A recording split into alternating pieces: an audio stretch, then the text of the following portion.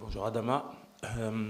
Effectivement, c'est décevant de perdre un joueur comme Hassan pour cette Coupe d'Afrique, comme perdre Ilaï Kamara. Vous savez, c'est le rêve de tout joueur quand il joue en sélection, c'est de jouer la Coupe d'Afrique et de jouer la Coupe du Monde.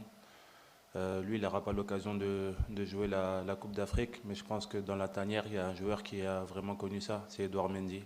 Et c'est le joueur qui a le plus parlé avec Hassan parce qu'il sait ce que c'est. Il sait ce que c'est de commencer une compétition et de ne pas pouvoir même pas commencer la compétition parce qu'elle a été blessée à l'échauffement en 2019 et ça l'a pas permis de disputer cette Coupe d'Afrique. Donc c'est la personne qui a le plus parlé avec Hassan. Il lui a donné des conseils, il lui a dit ce qu'il devait faire.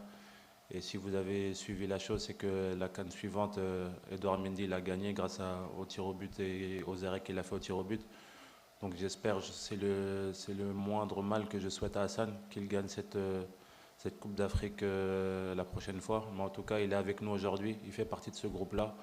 On l'a gardé avec nous le plus longtemps possible et aujourd'hui il est rentré à Como, mais on lui a dit qu'il devait absolument revenir si jamais, Inch'Allah, on atteindrait la finale. Mais c'est important que tous les joueurs qui ne sont pas dans le groupe restent avec nous. Les joueurs comme Mila qui restent en contact, qui prennent des nouvelles, ça fait très plaisir, mais aussi les joueurs qui ne feront pas partie de ce groupe, parce qu'il y a des joueurs qui sont restés à la maison, et à nous de les respecter sur le terrain, et à nous de donner le 100% pour pouvoir leur permettre de vivre quelque chose de grand avec le Sénégal, que ce soit en dehors ou dans le groupe. Le plus important, c'est que tout le monde, qu'on soit un seul cœur uni, et qu'on aille le plus loin possible, et c'est dans c'est sur ce chemin-là qu'on va ramener les joueurs qui seront absents. Oui, là-bas derrière. Derrière. Oh, volontaire. Le micro. Bonjour Kapi, c'est Pape Oumar Keïta, journaliste Seneweb.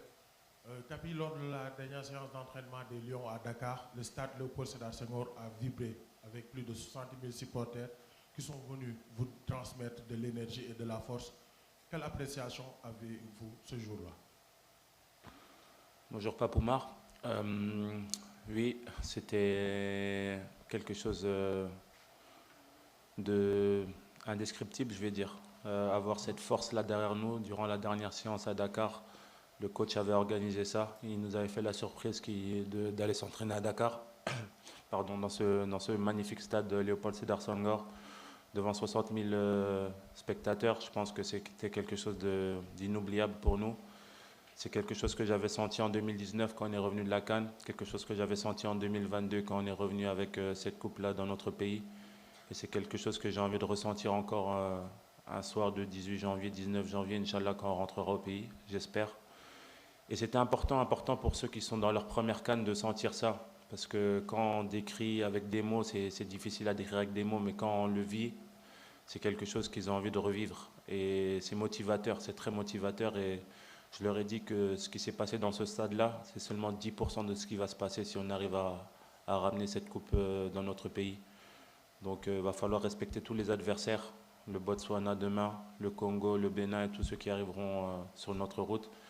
Mais on va les respecter tout en jouant notre jeu et en montrant qu'on joue pour le peuple sénégalais. Et je tiens à les remercier pour tous les supporters qui sont venus dans ce stade-là. Et j'espère que tout le peuple sera derrière nous jusqu'à la fin.